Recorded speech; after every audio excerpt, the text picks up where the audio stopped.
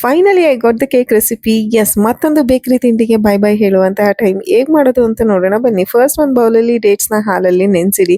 ನಂತರ ಮತ್ತೊಂದು ಬೌಲಲ್ಲಿ ಎಣ್ಣೆ, ಬೆಲ್ಲ ಹಾಗೆ ವೆನಿಲಾ ಎಸೆನ್ಸ್ ಹಾಕೊಂಡು ಚೆನ್ನಾಗಿ ಮಿಕ್ಸ್ ಮಾಡ್ಕೊಳ್ಳಿ. ಅದಾದ ನಂತರ ಹಾಲಲ್ಲಿ ನೆನೆಸಿಟ್ಟಿರುವಂತಹ ಡೇಟ್ಸ್ ಪೇಸ್ಟ್, 1-2 ಸ್ಪೂನ್ ಹುಳಿ ಇಲ್ದಲೇ ಇರುವಂತಹ ಮೊಸರು, ಹಾಗೆ 1 cup oats powder, 1/2 cup wheat flour, baking powder, baking soda ಹಾಗೆ cocoa powder. Cocoa powder optional, ನೀವು ಬೇಕಿದ್ರೆ ಯೂಸ್ ಮಾಡ್ಕೋಬಹುದು. ಚಾಕ್ಲೇಟ್ ಫ್ಲೇವರ್ ಬೇಕು ಅಂದ್ರೆ, ಇಲ್ಲ ಅಂದ್ರೆ ಸ್ಕಿಪ್ ಮಾಡ್ಬೋದು. ಸೊ ಮತ್ತೆ ಸ್ವಲ್ಪ ಹಾಲು ಹಾಕಿ ಕನ್ಸಿಸ್ಟೆನ್ಸಿನ ಅಡ್ಜಸ್ಟ್ ಮಾಡ್ಕೊಳ್ಳಿ. ಸೊ ಇದನ್ನ ಒಂದು 20 ಮಿನಿಟ್ಸ್ ರೆಸ್ಟ್ ಮಾಡಕ್ಕಿಡಿ. ಅಷ್ಟರಲ್ಲಿ ಕುಕ್ಕರ್ನ ಪ್ರೀ ಹೀಟ್ ಮಾಡ್ಕೊಳ್ಳಿ. ಕುಕ್ಕರ್ ವಿಜಿಲ್ ಹಾಗೆ ಕ್ಯಾಸ್ಕೆಟ್ ತೆಗಿಯೋದನ್ನ ಮಾತ್ರ ಮರಿಬೇಡಿ.